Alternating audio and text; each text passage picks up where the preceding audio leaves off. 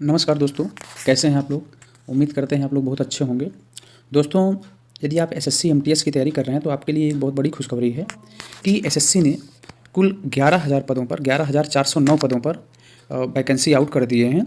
और SSC MTS के साथ साथ इन्होंने हवलदार के पद पर भी इन्होंने वैकेंसी निकाल दिए हैं, आप देख सकते हैं। और मल्टीटास्किंग के 10,000 आप देख सकते हैं, 10,880 पद और साथ साथ में 529 पद हवलदार के पद निकाल चुके हैं। आप योग्यता की बात करें दोस्तों, तो योग्यता आप देख सकते हैं कि योग्यता क्या है। तो एसएससी के लिए मींस एमटीएस के लिए आप देखें तो एमटीएस के लिए जो आपकी योग्यता है वह हाई स्कूल है।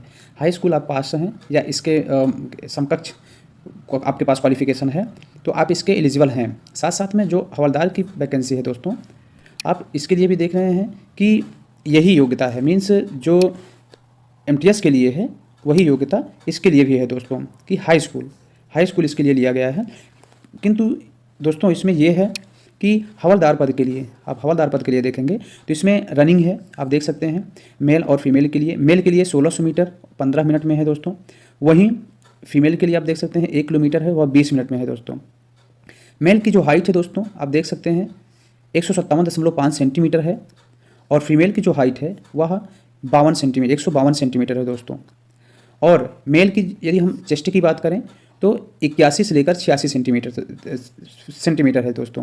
मीन्स 81 सेंटीमीटर आपका जो चेस्ट होना चाहिए नॉर्मल होना चाहिए, और जब आपका मीन्स चेस्ट फुलाया जाए तो वह 5 सेंटीमीटर इंक्रीज कर देना चाहिए, कहने मतलब 86 सेंटीमीटर हो जाना चाहिए दोस्तों।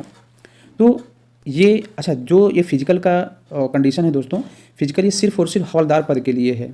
फिजिकल जो है सिर्फ हवलदार पद के लिए है, ना कि एमटीएस के लिए है दोस्तों। ये नोटिफिकेशन के बारे में दोस्तों यदि हम बात करें तो इसका जो ऑनलाइन एप्लीकेशन बिगिन है वह 18 से ही शुरू है। 18 जनवरी 2023 से ही शुरू है। और यह इसका लास्ट डेट क्या है 17/2 आप देख सकते हैं, 17 फरवरी को रात्रि 11 बजे तक आप अप्लाई कर सकते हैं। ठीक है दोस्तों। और फीस एप्लीकेशन का जो लास्ट डेट है वह 19 फरवरी तक आप कर सकते हैं। करेक्शन डेट यदि आप करेक्शन करना चाहते हैं 23 से लेकर 24 फरवरी के बीच में आप करेक्शन कर सकते हैं। सीबीटी, अब जो एग्ज़ाम है दोस्तों, सीबीटी एग्ज़ाम डेट जो है वह जो पहला पेपर है आप देख सकते हैं, जो पहला पेपर है वह अप्रैल 2023 में है। और जो पेपर सेकंड है, जो एमटीएस और हवलदार का जो पेपर सेकंड होगा दोस्तों, उसके बारे में अभी नोटिफाइड नहीं किया गया है कि कब है। वहीं आप फीस के बारे में आप देख सकते हैं कि जनरल ओबीसी और ईडब्ल्यूएस की जो फीस है वह 100 रुपये है। एससी एसटी और फीमेल कैंडिडेट्स की जो फीस है वह नील है, शून्य है। और यदि हम बात करें एज की दोस्तों, तो एज में आप देखेंगे कि जो मिनिमम एज है वह 18 वर्ष है। यदि आप 18 वर्ष टच कर गए हैं, 18 वर्ष के हो गए हैं, 18 वर्ष में इंटर कर गए हैं तो आप इसके एलिजिबल हैं दोस्तों। और मैक्सिमम जो एज है वह 25 से लेकर के 27 वर्ष के बीच में है।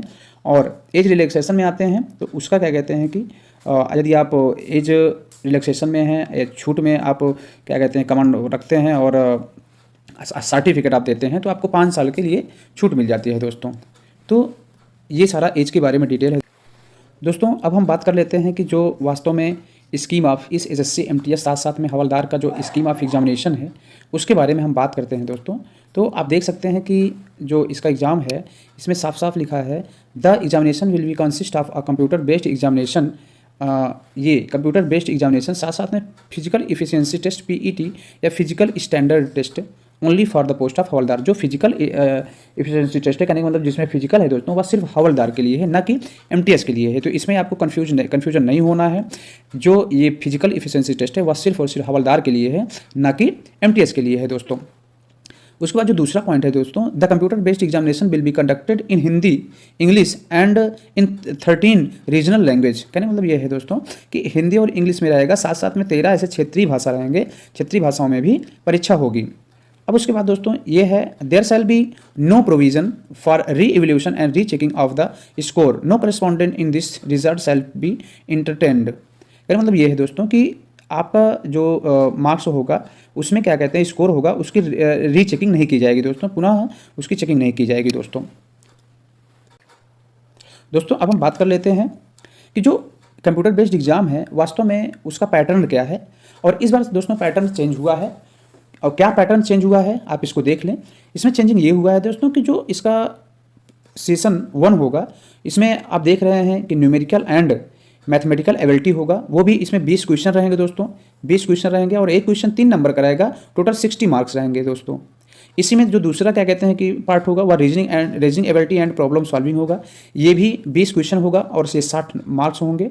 यह टोटल 45 मिनट का पेपर होगा। कहने मतलब रीजनिंग और जो मैथमेटिक्स का जो पोर्शन होगा दोस्तों वह होगा ये 45 मिनट का होगा। और ऐसे कैंडिडेट्स जिनको दृष्टि से संबंधित कोई प्रॉब्लम है तो उनके लिए 60 मिनट होगा दोस्तों, मीन्स 15 मिनट उनको एक्स्ट्रा दिया जाएगा। अब हम बात करते हैं दोस्तों जो सेशन 2 है, पेपर का जो सेशन 2 है उसके बारे में हम बात करते हैं। तो सेशन 2 में आप देख सकते हैं कि पहला है जनरल अवेयरनेस। जनरल अवेयरनेस की जो संख्या होगी दोस्तों वह 25 क्वेश्चन होगी और वो 75 नंबर होंगे, मीन्स प्रत्येक क्वेश्चन 3 नंबर का होगा। और यहीं पर हम इंग्लिश लैंग्वेज एंड कॉम्प्रिहेंशन के बारे में देखें तो ये भी 25 क्वेश्चन होंगे और ये भी मीन्स ये दोनों पार्ट भी कहने मतलब ये दोनों पार्ट 45 मिनट का होगा दोस्तों।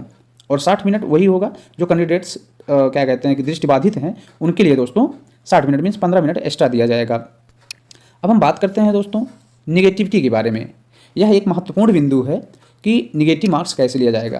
तो दोस्तों आप समझ सकते हैं इसमें साफ साफ पॉइंट लिखा गया है, there will be no negative marking in session 1। कहने का मतलब ये है दोस्तों कि जो ये सेशन 1 है इसमें दोस्तों कोई भी निगेटिव मार्किंग नहीं है। इसमें मैथमेटिक्स एंड रीजनिंग एबिलिटी में दोनों में कोई भी निगेटिव मार्किंग नहीं है। किंतु आप यदि आते हैं इसमें साफ साफ लिखा है इस वाले सेशन में कि in session 2 there will be negative marking of 1 mark for each wrong answer. कहने का मतलब ये है कि मीन्स जो सेशन 2 है, सेशन दूसरा है दोस्तों, सेकंड है, उसमें निगेटिव मार्किंग है। Candidate are therefore advise to keep this in mind while answering the question. कहने मतलब दोस्तों ये है कि आप क्वेश्चन सॉल्व करते समय आपके माइंड में ये होना चाहिए कि जो पहला सेशन है उसका निगेटिव मार्किंग नहीं है और जो दूसरा सेकंड है कहने मतलब general awareness and English comprehension का उसमें निगेटिव मार्किंग है। तो इसका आपको विशेष ध्यान देना है दोस्तों। तो दोस्तों ये एग्ज़ाम पैटर्न था। तो एमटीएस के एग्ज़ाम पैटर्न में इस बार बदलाव हुआ है, साथ साथ में एमटीएस की वैकेंसी के साथ साथ में हवलदार की भी वैकेंसी आई हुई है।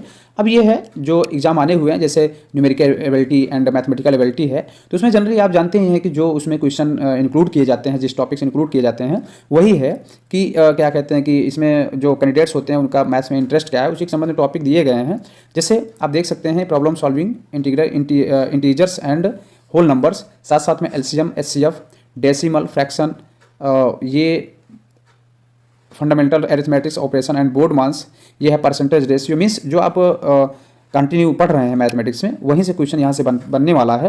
रीजनिंग एबिलिटी में वही है जो आप कंटिन्यू पढ़ रहे हैं, ठीक है, coding, decoding, analogy, following direction, similarities and difference, jumbling, तो यहाँ से भी क्वेश्चन आते हैं। तो जनरल अवेयरनेस भी वही है दोस्तों। जनरल अवेयरनेस में आपको क्या तैयार करना है, जैसे 10th लेवल का जो भी आपका स्टैंडर्ड होगा वो 10th लेवल का ही होगा दोस्तों। सोशल स्टडीज़ में आप देख सकते हैं कि हिस्ट्री है, ज्योग्राफी है, आर्ट, कल्चर, सिविक्स, इकोनॉमिक्स है, यह भी टोटल हाई स्कूल स्तर का ही होगा दोस्तों। और इंग्लिश में बात करें दोस्तों तो इंग्लिश लैंग्वेज में जो भी टॉपिक है वह बेसिक लैंग्वेज है, वह भी 10th लेवल का होगा। बेसिक अंडरस्टैंडिंग जो कैंडिडेट्स के में होती है वहीं से क्वेश्चन बनने वाला है दोस्तों। मीन्स एसएससी, एमटीएस, साथ साथ में हवलदार और एसएससी से संबंधित कोई भी नोटिफिकेशन जारी होता है उसके बारे में हम आपको अपडेट कराते रहते हैं। इसलिए आप हमारे चैनल के ऊपर नए हैं तो हमारे चैनल को सब्सक्राइब कर लें, बेल आइकन को जरूर प्रेस कर दें ताकि हम कोई भी वीडियो अपलोड करें तो आपके पास नोटिफिकेशन पहुँचे और आप उससे बिल्कुल अपडेट रहें दोस्तों। धन्यवाद दोस्तों।